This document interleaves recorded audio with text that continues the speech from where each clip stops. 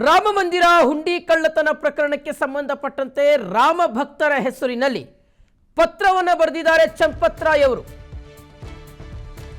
ರಾಮ ಮಂದಿರದ ಹುಂಡಿ ಕಳವು ಪ್ರಕರಣಕ್ಕೆ ಸಂಬಂಧಪಟ್ಟಂತೆ ಫೈನಲಿ ಚಂಪತ್ ರಾಯ್ ಅವರು ಮೌನ ಮುರಿದಿದ್ದಾರೆ.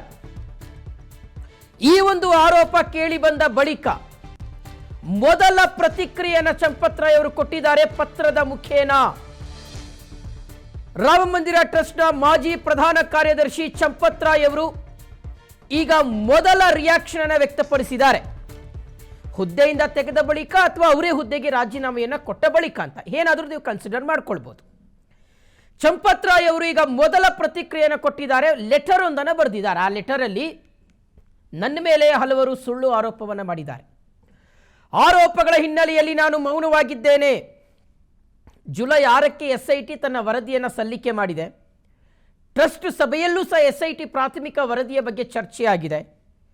SIT ಪ್ರಾಥಮಿಕ ವರದಿ ಈಗ ಸಾರ್ವಜನಿಕವಾಗಿದೆ. ಇದು ಅತ್ಯಂತ ರಹಸ್ಯವಾದಂಥ ವರದಿಯಾಗಿತ್ತು. ಅಂತಿಮ ವರದಿ ಬಂದ ಬಳಿಕ ನಾನು ಉತ್ತರವನ್ನು ಕೊಡ್ತೀನಿ.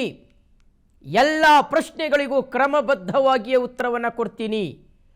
ಶೀಘ್ರದಲ್ಲೇ ಸಂಪೂರ್ಣ ಸತ್ಯ ಹೊರಬರಲಿದೆ ಅಂತ ಪತ್ರದಲ್ಲಿ ಈ ಎಲ್ಲ ಅಂಶಗಳನ್ನು ಚಂಪತ್ ರಾಯ್ ಅವರು ಉಲ್ಲೇಖ ಮಾಡಿದ್ದಾರೆ. ರಾಮ ಜನ್ಮಭೂಮಿ ಟ್ರಸ್ಟ್ನಲ್ಲಿ ಆದಂಥ ಅವ್ಯವಹಾರ ಅಥವಾ ಇವರ ಒಂದು ನೈತಿಕ ಹೊಣೆ ಹೊತ್ತು ರಾಜೀನಾಮೆಯನ್ನು ಕೊಟ್ಟ ಬಳಿಕ ಮೊದಲ ಪ್ರತಿಕ್ರಿಯೆಯನ್ನು ಚಂಪತ್ ರಾಯ್ ಅವರು ಕೊಟ್ಟಿದ್ದಾರೆ.